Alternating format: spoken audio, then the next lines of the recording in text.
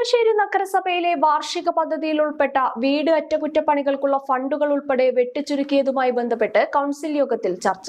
വാർഷിക പദ്ധതിയിലെ ഗുണഭോക്തൃ വിഹിതം വിതരണം ചെയ്യുന്നതുമായി ബന്ധപ്പെട്ടും യോഗത്തിൽ പ്രധാന ചർച്ചകൾ നടന്നു.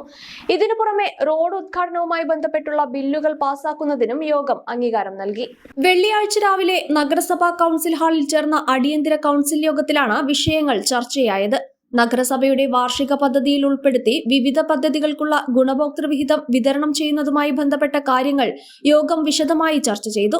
എന്നാൽ നഗരസഭ നേരിടുന്ന സാമ്പത്തിക പ്രതിസന്ധി മുൻനിർത്തി പല പദ്ധതികളുടെയും ഫണ്ടുകളിൽ വൻ വെട്ടിക്കുറവ് വന്നത് യോഗത്തിൽ സജീവ ചർച്ചയായി. സാധാരണക്കാരെ ഏറ്റവും കൂടുതൽ ബാധിക്കുന്ന വീട് റിപ്പയർ ഉൾപ്പെടെയുള്ള പദ്ധതികൾക്കാണ് ഫണ്ട് കുറവ് സംഭവിച്ചിരിക്കുന്നത്. ചെയർപേഴ്സൺ KT ജംസിയയുടെ അധ്യക്ഷതയിൽ ചേർന്ന യോഗത്തിൽ മറ്റു 3 പ്രധാന അജണ്ടകളും പരിഗണനയ്ക്ക് വന്നു. പന്നിയംകുറിശി തൂത റോഡിന്റെ ഉദ്ഘാടന ചടങ്ങുമായി ബന്ധപ്പെട്ട ബില്ലുകൾ പാസാക്കുന്നതായിരുന്നു ഇതിൽ പ്രധാനം. ക്ഷേമകാര്യ സ്ഥിരം സമിതിയുടെ യോഗ തീരുമാനങ്ങൾ കൗൺസിൽ പരിഗണിക്കുകയും നഗരസഭയുടെ 2025-26 സാമ്പത്തിക വർഷത്തെ വാർഷിക ധനകാര്യ പത്രിക ഭരണസമിതിക്ക് മുൻപാകെ അവതരിപ്പിച്ച് അംഗീകാരം നേടുകയും ചെയ്തു.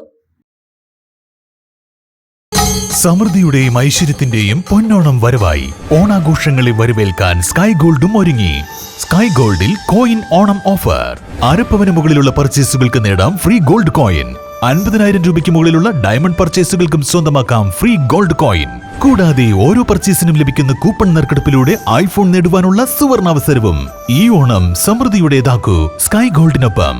Sky gold, elegance of beauty. Perinthalmanna, Nilambur and Ponnani.